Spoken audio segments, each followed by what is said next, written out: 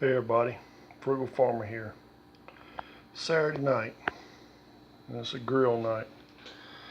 Got some cheap pork chops, $2.79 a pound, $6.75. There's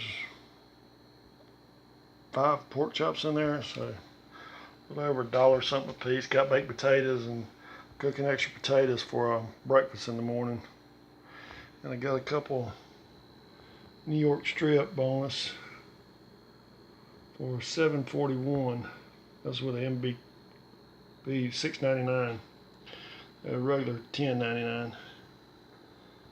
But just a little way to celebrate the weekend.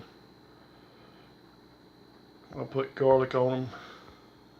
Garlic powder, that is. Italian dressing. And I throw them on the grill with some baked potatoes and some Texas garlic toast. And that will be something to enjoy.